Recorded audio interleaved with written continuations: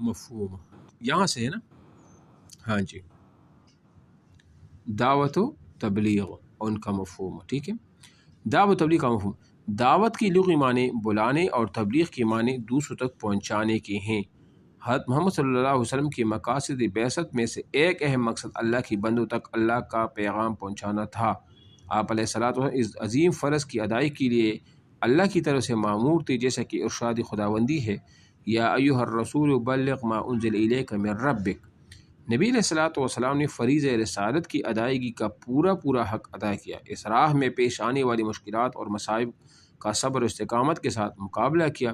آپ علیہ السلام نے لوگوں کو اللہ تعالیٰ کا پیغام پہنچانے کے لیے اپنا تن من اور دن سب کچھ جو ہے نا وہ کیا کر دیا، اس راہ پر وقف کر دیا. آپ علیہ السلام جہاں کہیں موقع پاتے قرآن مجید کا پیغام لوگوں تک پہنچاتے. شب و روز آپ علیہ السلام پر یہی فکر غالب رہتی تھی کہ کس طرح یہ پیغام ہر ذی نفس تک پہنچایا جائے اور کوئی اس سے محروم نہ رہے. یہاں تک اللہ تعالیٰ نے آپ علیہ السلام کو حد سے زیادہ فکر مندی کرنے سے منع فرمایا. اللہ تعالیٰ ارشاد فرماتا ہے، فَلَعَلَّكَ بَاخِعٌ نَفْسَكَ عَلَىٰ آثَارِهِمْ إِن لَّمْ يُؤْمِنُوا بِهَٰذَا الْحَدِيثِ أَسَفًا.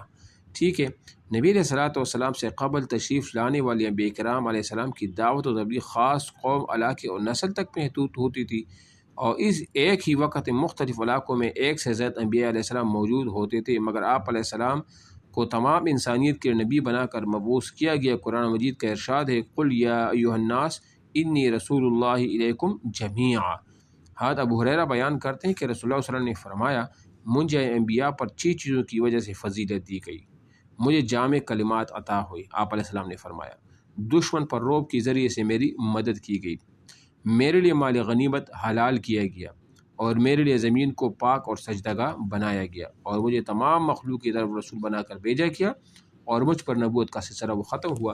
تو یہ 5 فضائل ایسے ہیں جو آپ علیہ السلام کو نصیب ہیں، کسی اور نبی کو نہیں ہے. آپ علیہ السلام صرف انسانوں ہی کی طرف مبعوث نہیں ہوئے، بلکہ آپ علیہ السلام کو جنوں کے لیے بھی نبی بنا کر بھیجا گیا.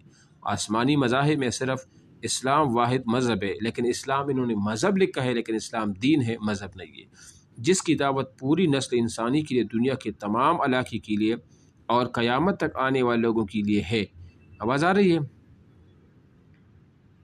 یہی وجہ ہے کہ آپ علیہ السلام نے حالات کو سازگار پاتے ہی دنیا کی بڑے بڑے فرمان رواؤں کے نام خط لکھ کر ان کی اسلام کی دعوت پیش کی، جس سے ثابت ہوتا ہے کہ اسلام صرف اہل عرب کے لیے نہیں تھا، بلکہ دنیا کے تمام انسانوں کے لیے اللہ تعالیٰ کا پسندیدہ وہ دین ہے. نبی علیہ السلام کے یہ خطوط حکمت و تبلیغ کا بہترین نمونہ ہیں. صلح حدیبیہ کے بعد آپ علیہ السلام نے جن فرمان رواؤں کے نام خطوط بھیجے، ان کے نام درج ذیل ہیں، اور اس کو عام الخطوط بھی کہا جاتا ہے. کیا کہا جاتا ہے؟ عام خطوط. یہ 7 ہجری کو کہا جاتا ہے، اور عام الوفود وہ 9 ہجری کو کہا جاتا ہے. یہ جو یہاں پر خطوط ہے، ملک کا بادشاہ ہے اور آپ علیہ السلام کا وہ جو سفیر تھا، یہ آپ اپنے پاس کاپی میں بھی نوٹ کر لے، یہ انتہائی اہم ہے، اسے لازمی اس سے سوال بھی آتا ہے. ملک کا نام حبشہ. حبشہ کا موجودہ نام ایتھوپیا ہے. کیا نام ہے؟ ایتھوپیا. ملک کا نام حبشہ ہے. بادشاہ کا نام نجاشی. اصل نام نجاشی کا اسحما تھا. کیا نام تھا اس کا؟ اسحما. اچھا، اس کے پاس آپ علیہ السلام نے کس کو بھیجا تھا بطور قاصد کہ آپ علیہ السلام کا خط دے گئے؟ عمر بن امیہ الضمری رضی اللہ تعالیٰ عنہ. کون تھا؟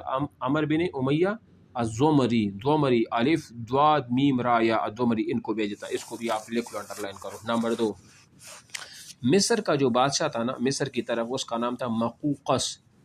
جریح بن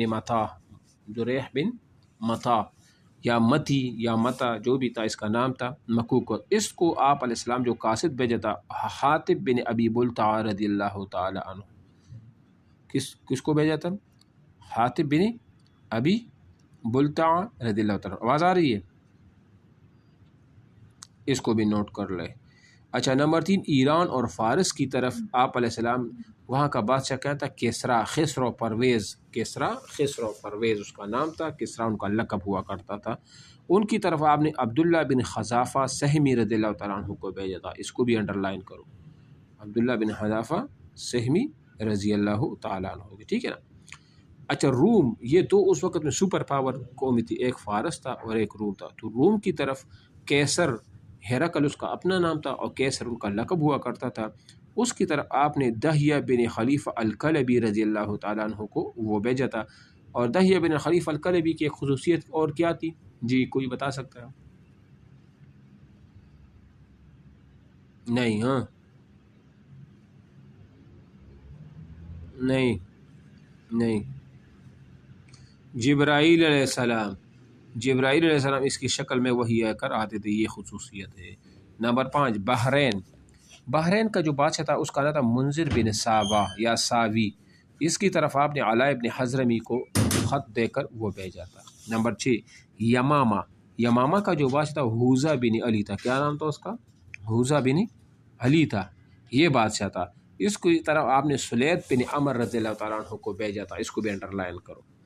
نمبر 7، دمشق یعنی شام، حارث بن ابی شمر یہ وہاں کا بادشاہ تھا، اور شجاع بن وہب رضی اللہ عنہ کو خط دے کر ان کی طرف وہ بھیجا تھا۔ عمان کا بادشاہ جعفر تھا، اس کی طرف آپ نے عمر بن العاص کو وہ بھیجا تھا۔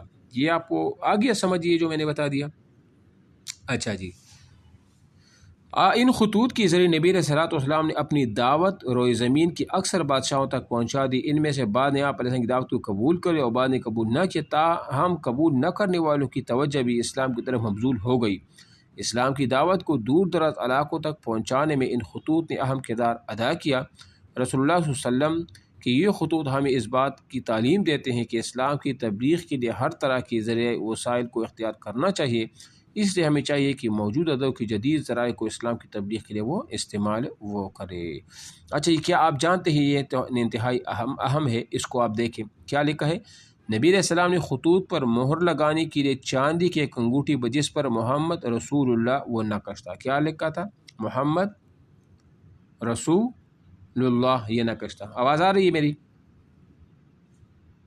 اچھا، اور جو مہر نبوت تھی نا، ایک ہوتا ہے مہر نبوت اور ایک ہوتی ہے یہ چاندی کی انگوٹھی، یہ دو الگ الگ چیزیں تھی۔ یہ چاندی کی جو انگوٹھی تھی اس کو کس نے بنایا تھا؟ یعلا بن امیہ یا یعلا بن منیہ رضی اللہ تعالیٰ عنہ، یہ انگوٹھی بنائی تھی، بطور مہر استعمال ہوتی تھی۔